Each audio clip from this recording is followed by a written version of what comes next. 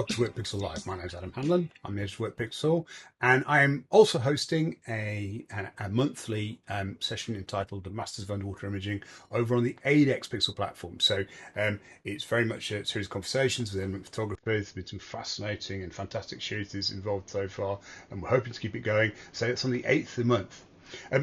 One of the episodes that we previously did was the 20 over 20, so 20 images in 20 years with my friend and fellow contributor Alex Mustard. And as you're probably aware, we hosted the first part of that pre-recorded video a little while ago. So here is the second part. Before I carry on though, we'd like to thank Icolite very much for sponsoring this episode. Icolite produce a huge range of housings, strobes. They've got some brand new strobes out, well worth having a look at, and other photography equipment. They have particularly housings to suit almost every camera. So really are worth going and having a look at. And you can find them at www.icolite.com. So anyway, I'll shut up now, and here is our second part of 20 over 20 with Alex. Hi, Alex. Hi, Adam. Nice to see you. Nice to see you too. So Alex kindly shared the first 10 years of his 2020 retrospective with us in a previous episode. Please go back and check that out online. And this is about the second 10 years of his 20th retrospective. So we're moving forward in time, Alex. So without further ado, Alex, handing over to you. Yeah. And then on to 2012. I think the picture I chose to shoot from that year is up in Iceland. And I've been done a lot of cold water photography by this point. This was actually my second trip to Iceland. And the pictures of mine that are best were particularly widely seen because they became a really big viral media story all around the world and were very financially rewarding for me, were actually my 2011 shots. But in 2012, I had the chance to go back there, and the D4 had just come out. And the extra image quality that gave me allowed me to shoot even better shots of all of Iceland. So the pictures I tend to show now are actually the 2012 pictures, although it was actually the 2011 pictures that probably were better known at the time. But the 2012 pictures, the image quality is fantastic. I mean, this is not a particularly difficult photo to take, but it's difficult to take this photo with this much depth of field. It's easy to go there and shoot this with soft corners, or maybe not quite enough focus front to back, or maybe a slight blur in it. But the D4 really made this possible for the first time. And I think that was really exciting to be able to really nail this with incredible image quality. It's a very technically challenging shot. I mean, you look at the corners of that and they're awesome. That's, what probably the audience don't really realise is that's shot in relatively low light levels. It's probably fairly dark actually. Yeah, it's really dark. I think it's shot in the fourth year, at ISO 1600 or something, really, but, trying to get the best quality. And I know, the newspapers here in the UK, several of them ran it double page. I have a print of it at home. That's, huge print of it. It looks amazing. And yeah, it was really exciting to, again, take the technology of that time and push it to the limit. Actually, I was going to show, I think back in I think it was 2010, when you and I first started experimenting with off-camera lighting, and I was going to put the VW in, but I felt that I wanted to get I think it was 2009 that shot. Yeah.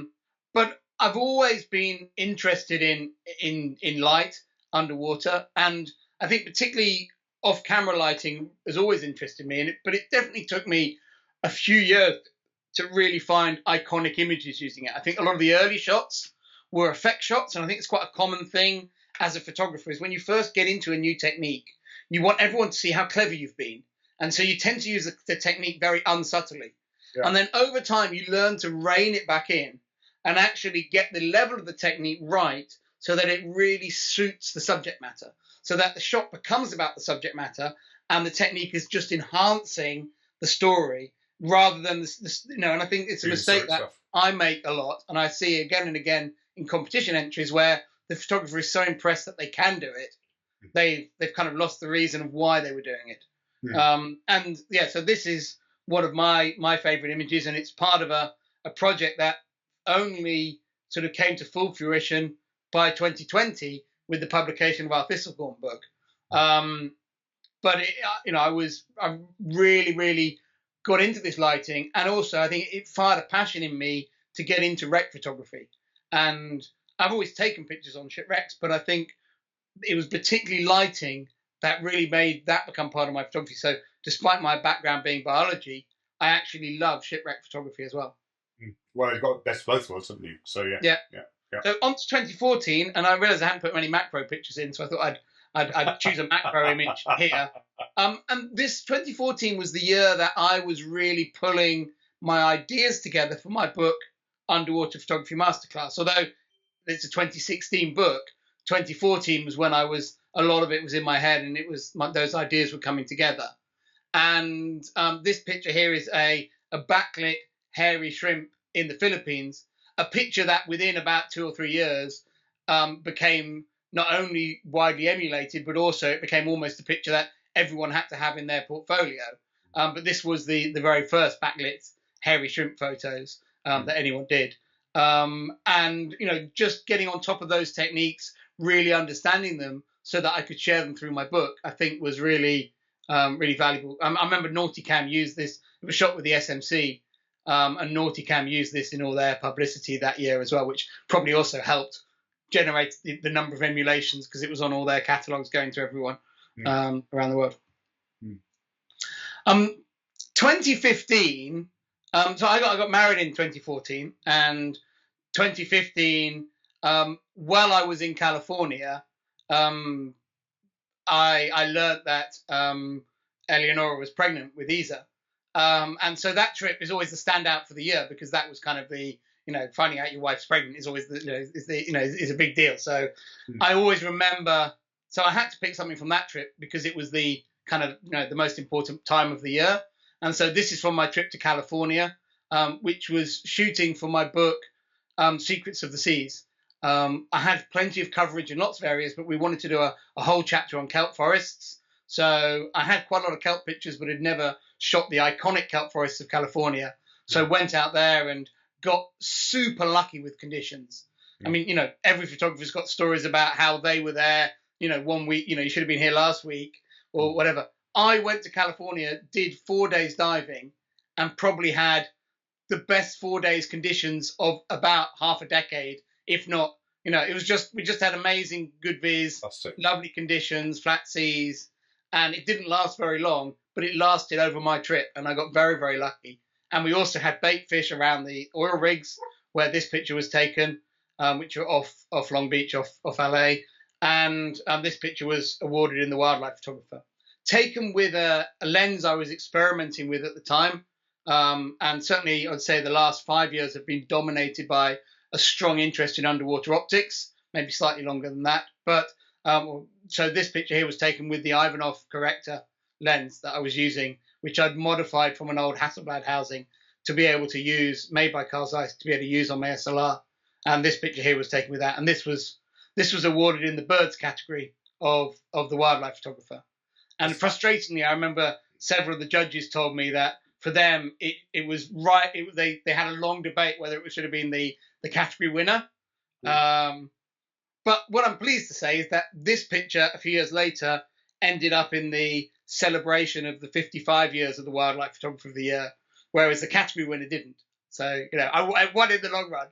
Yeah, long-term winning. I think it's quite interesting because the image of the hairy shrimp as well, this is the start of another era of technological innovation. We started off from film to digital, and now we're looking at almost a reversion to some extent, but looking back at the way the way optics are used to create imagery underwater. I think this is a really interesting trend in your photography over time, adopting new technologies and then maximising the use of them in different environments. Yeah, perfect. Yeah, and that picture there, being able to shoot rectilinear in that very dark environment under the rig.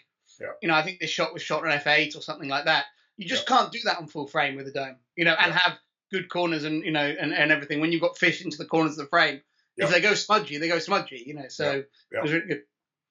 This picture here is taken with an RS13, so another underwater lens, but not for that reason.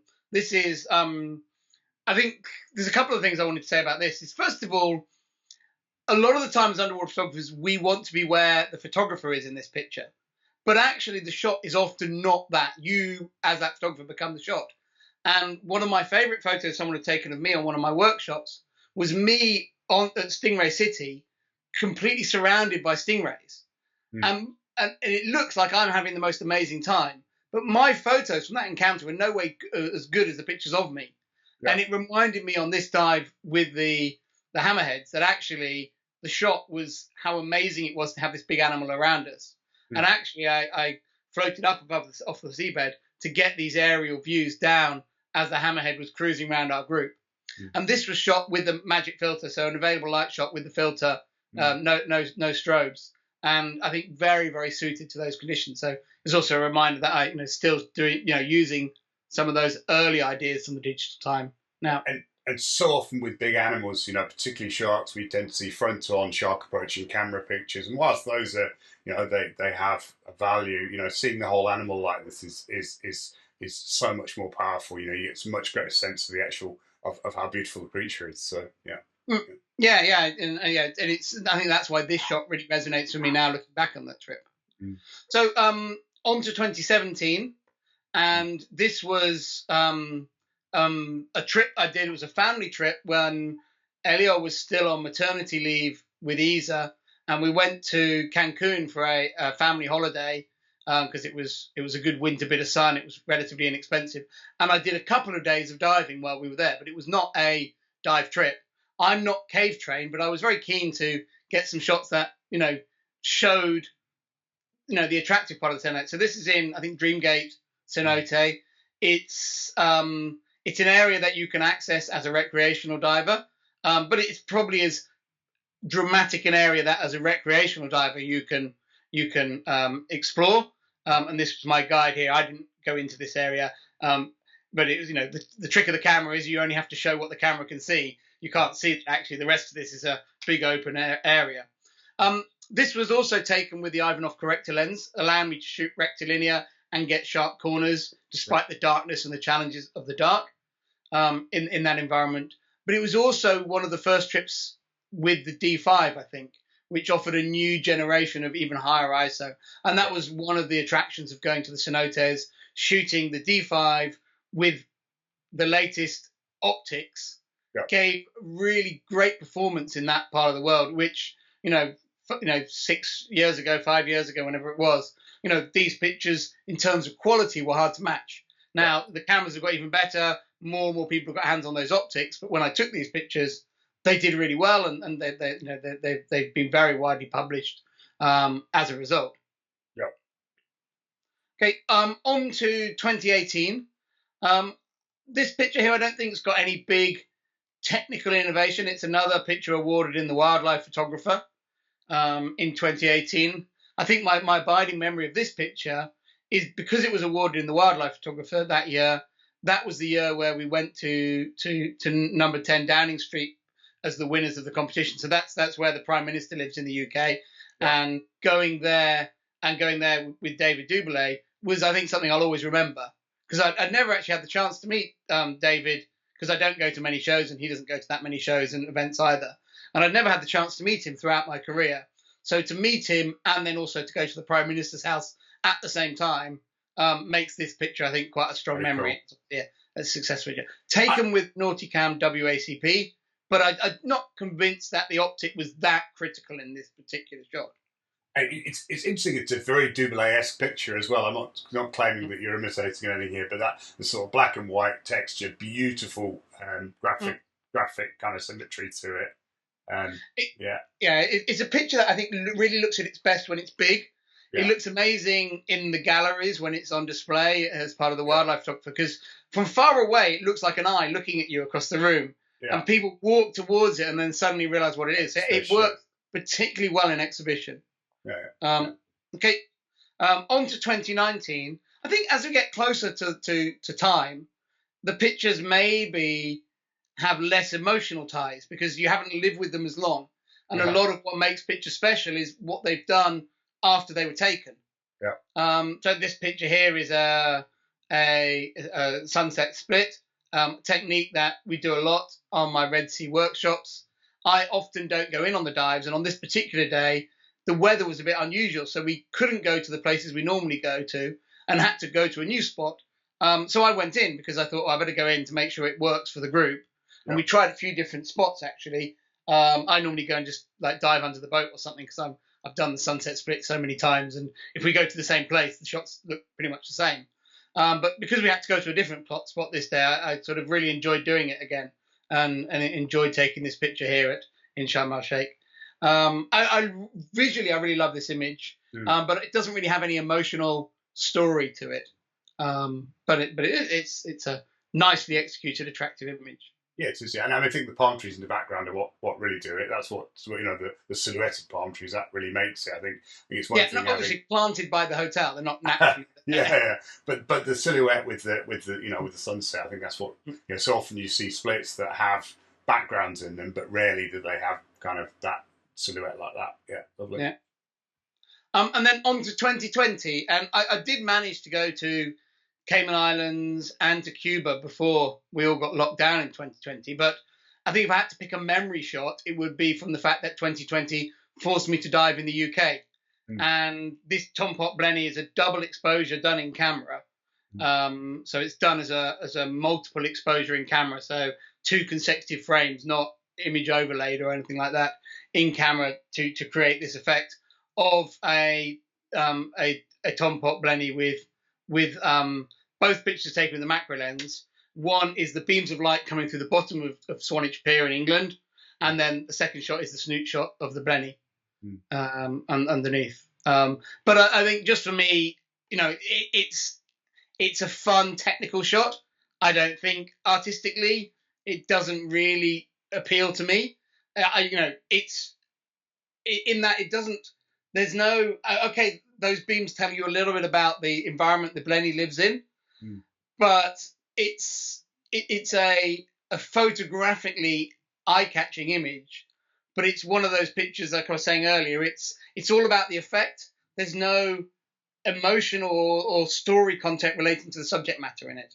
Except it's very engaging, Alex. I think in some ways this relates back to your sea dragon picture earlier. You've got this almost comic pose or comic looking creatures in a very distinctive pose that's very engaging, very charismatic. And you get a real sense of the character of the creature. So yes, I agree. It's probably not as much about the environment, but I think that the Blenny's expression is fantastic, and I think in some ways it's almost full circle, as I say, going back to some of those early shots like the snapper, where you're capturing this kind of very kind of almost intense distillation of what the creature's about. This is a similar sort of thing, and generally, if you see Tom Pot Blennies, this is quite a common pose. They're kind of cheeky chappies. That's what they are. Yeah. And it's got that. Yeah.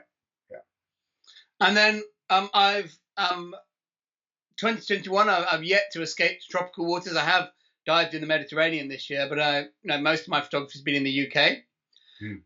But my memory at the moment, and it's obviously very biased because it's also fresh, is actually how much I enjoyed snorkeling photography this year and free diving.